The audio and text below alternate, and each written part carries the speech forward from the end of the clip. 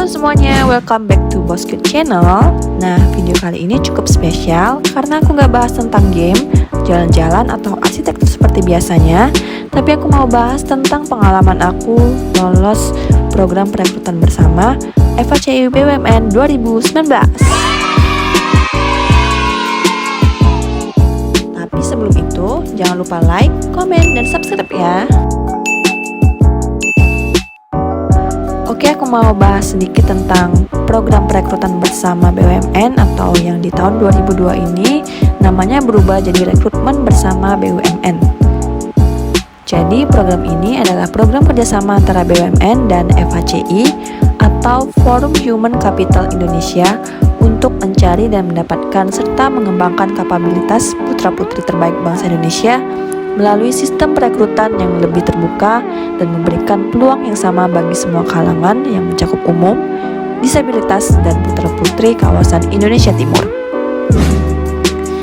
Di tahun 2002 ini, ada lebih dari 50 BUMN yang membuka lowongan dan ada sekitar 2.700 posisi yang dibuka.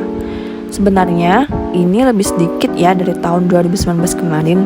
Di tahun 2019, ada total 110 BUMN yang membuka lowongan dan ada 11.000 posisi yang dibuka. Di tahun 2019 kemarin, jumlah pelamarnya total ada 1 juta pelamar dan yang diterima ternyata hanya 3.310 orang. Loh, kok bisa gitu? Karena jumlah yang diterima ternyata mengikuti standar dari masing-masing BUMN. Jadi walaupun kuotanya ada 11.000 lowongan, ternyata hanya 3.310 orang dari 110 BUMN yang berhasil memenuhi kriteria dan berhasil lolos untuk menjadi bagian dari BUMN. Untuk status kepegawaiannya gimana? Di rekrutmen tahun 2019 kemarin ada dua macam kelulusan. Ada yang lulus sebagai karyawan permanen dan ada juga yang lulus sebagai karyawan kontrak. Untuk tahapan tesnya ini menurutku jadinya lebih panjang dibanding kalau ikut rekrutmen BUMN biasa yang langsung ke perusahaannya. Karena di rekrutmen bersama ini ada tahapan seleksi dari FHCI ditambah tahapan seleksi dari BUMN masing-masing.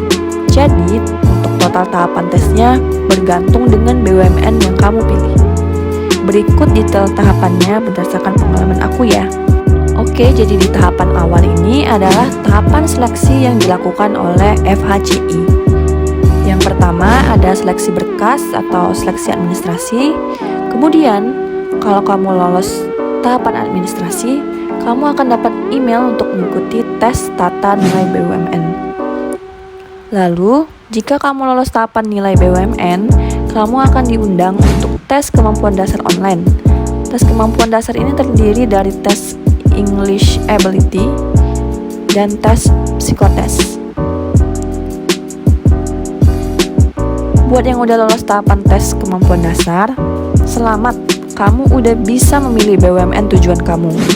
Kamu bisa memilih 3 BUMN tujuan dan urutannya ini berdasarkan prioritas kamu, mirip-mirip sama tes SNMPTN atau tes SBMPTN. Sebagai contoh, kemarin aku pilih untuk pilihan pertama aku pilih Telkom, pilihan kedua aku pilih Sukovindo, dan pilihan ketiga aku pilih Nindya Karya. Jadi misalnya aku nggak memenuhi kriteria Telkom, maka akan diseleksi di BUMN pilihan kedua atau di Sukovindo. Kalau nggak lolos pilihan kedua, maka akan diikutkan seleksi di BUMN yang pilihan ketiga. Dan kalau kamu nggak memenuhi kriteria dari 3 BUMN pilihan kamu, maka kamu dinyatakan gugur dalam seleksi. Dan kamu nggak bisa ikut tahapan selanjutnya. Selanjutnya, jika kamu lolos dan memenuhi kriteria dari salah satu BUMN pilihan kamu akan dipanggil untuk ikut seleksi di BUMN tersebut. Nah, kemarin aku alhamdulillah lolos di pilihan pertama yaitu Telkom. Untuk tahapan di Telkom ini semuanya offline, jadi yang pertama itu ada data confirmation. Data confirmation ini kamu harus datang ke tempat seleksi yang udah kamu pilih sebelumnya. Kalau aku kemarin pilihnya di Jakarta. Nah, untuk seleksi kemarin kebetulan ada beberapa tempat yang dibuka, yaitu di Medan, di Jakarta, dan di Surabaya. Di data confirmation ini, kamu harus membawa berkas yang udah ditentukan oleh Telkom. Kemudian selang beberapa hari dari itu, ada English Ability Test dan tes kemampuan bidang. Tesnya ini berlangsung dalam 1 hari. Untuk tesnya ini luar biasa susah dibanding dengan English Ability Test dari BUMN yang online kemarin. Untuk tes bidang disesuaikan dengan posisi yang kita lamar, dan tesnya ini ada study case-nya saudara-saudara. Setelah ikut tes ini, jujur kepalaku langsung pusing banget.